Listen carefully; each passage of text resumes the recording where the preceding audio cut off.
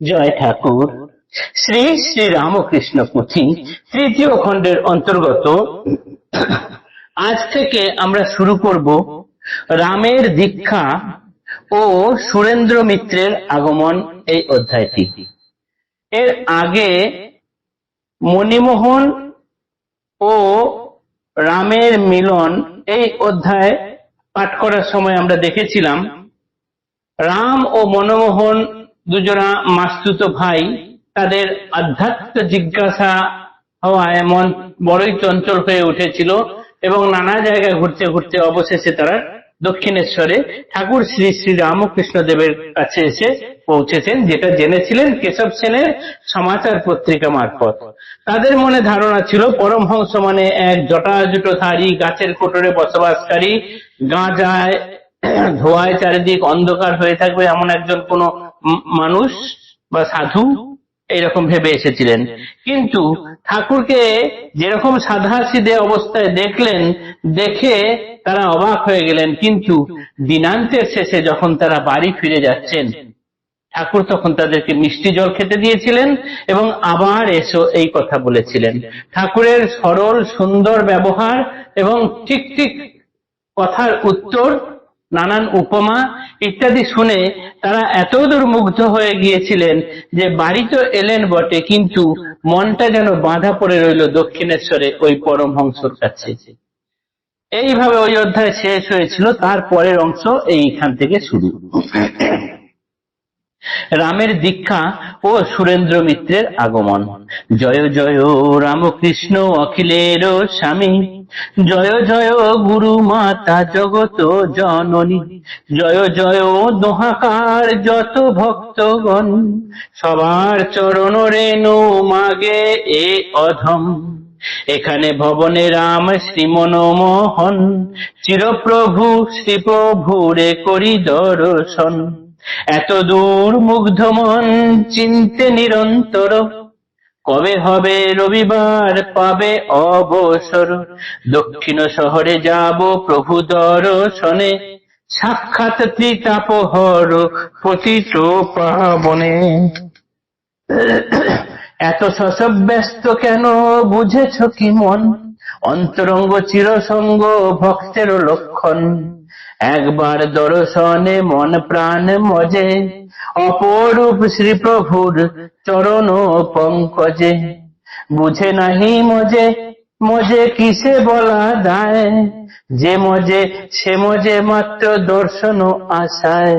রবিবার এলে পরে পেলে অবসর, দুভয়ে করিলা যাত্রা দক্ষিণ শহর। সমাদর করি প্রভু ভাই দুইজনে, বসাইতে যান খাটে নিজেরও আসনে। একদিন দর্শনে এত ভক্তি উঠে, নিচাসনে বসিলেন না বসিয়া খাটে। বলিলেন রামচন্দ্র কথায় কথায়, ঈশ্বর আছেন যদি থাকেন কোথায়। রামের নাস্তিক ভাব চিতে গাঢ়তর, কিছুতে স্বীকার নহে আছেন ঈশ্বর। রসায়ন বিদ্যাবিদ তর্কেতে আগুন, বিশেষ বুঝেন জড় দ্রব্যাদির গুণ। নানা কথা শুনি প্রভু করিলা উত্তর, আছেন কি কহ কথা প্রত্যক্ষ ঈশ্বর। যদ্যপি নাহি পাও তাহারে দেখিতে, নাই তিনি বলো তুমি কোন যুক্তি মতে। নক্ষত্র না হয় দৃষ্ট দিনের বেলায়, আকাশে নক্ষত্র নাই কহা মহাদায়। নবনীত আছে কত দুধের ভিতরে, সবে জানে যদি কথা নাহি ঢুকে শিরে। দুধ লয়ে করে ক্রিয়া রীতি যে রকম, অবশ্য দেখিতে পাবে সুন্দর মাখন। তারা দুজন বাড়ি এলেন বটে, কিন্তু মন পড়ে রইল ঠাকুরের ওখানে। সব সময় মনে মনে ভাবছেন কখন আবার একদিন ছুটি পাবো, অবসর পাবো, ঠাকুরকে দেখতে যাব। ঠাকুরকে যে একবার দেখেছে, সে বুঝে হোক না বুঝে হোক কিসে যে মজে গেছে সেটা বলা দায়। তার দর্শন একমাত্র দর্শন, এটিতেই সবাই মজে যায়। তাই আর একটা রবিবার ছুটি পেলে তারা দুই ভাই মিলে খুব সকাল সকাল আবার দক্ষিণেশ্বরে এসে গেলেন। তাদেরকে ঠাকুর নিজের আসন অর্থাৎ ওই ছোট খাটটিতে নিজে সরে গিয়ে বসতে দিলেন। একদিনই আগে মাত্র এসেছিলেন, এসে ঠাকুরকে দেখেছেন, তার মধ্যেই তার প্রতি এত শ্রদ্ধা জন্মে গেছে এবং তাকে এত আপনার করে নিতে পেরেছেন যে তার নিজের বসার খাটে এরা আর বসতে পারলেন না, নিচে পাপোশের উপরে তারা বসলেন।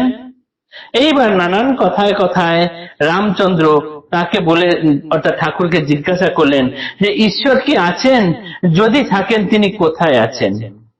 রামের মন সম্পূর্ণ নাস্তিকতায় পূর্ণ, কেননা তিনি রসায়নবিদ, তিনি হাসপাতালে খুব উচ্চ পদে অধিষ্ঠিত এবং ডাক্তার বা চিকিৎসক। তিনি সর্বদাই ওই রকম নির্জীব জিনিস নিয়ে কাজ করেন। তিনি আস্তে আস্তে এসবের ঈশ্বরের উপর বিশ্বাস হারিয়ে নাস্তিকতার দিকে এগিয়ে যাচ্ছিলেন। সেই রকম ভাবে ঠাকুরের কাছে গিয়ে এই প্রশ্ন করায় ঠাকুর তার মনের ভাব বুঝতে পারলেন এবং বুঝতে পেরে তাকে সেই রকম ভাবে উত্তর দিলেন। উনি বললেন, আছেন এ কথা জিজ্ঞাসা করো কি, প্রত্যক্ষ দেখা যায়। যদি তুমি দিনের বেলায় কখনো তারাকে দেখতে না পাও, তাহলে কি তুমি বলতে পারো যে তারারা নেই? তারাদের জন্য অপেক্ষা করতে হবে, রাত্রি আসবে তবে তারাদেরকে দেখা পাবে। দুধের মধ্যে যে ননি আছে সেটি তো দেখা যায় না, তাহলে কি বলবে যে ননি নেই? সবাই তো জানে দুধের মধ্যে থেকেই ননি পাওয়া যায়, অর্থাৎ সবার মাথাতেই আছে এ কথা, কিন্তু কেউ কেউ সেটি স্বীকার করতে চায় না। দুধকে নিয়ে তার মধ্যে যে পদ্ধতি, সেই পদ্ধতিগুলো করলে তবে তার ভেতর থেকে ননিকে বার করা যায়। ঠিক সেরকম ঈশ্বর আছেন, কিন্তু যে যে পদ্ধতিগুলোর মধ্যে দিয়ে গেলে তাকে দেখতে পাওয়া যায়, সেই পদ্ধতিগুলি করলে তবেই তো তাকে দেখতে পাওয়া যাবে। ঠাকুর তাকে তার মতো করে উত্তর দিলেন। এরপরে কি হলো সেটি আগামী দিন আমরা পাঠে দেখব। জয় ঠাকুর, নমস্কার।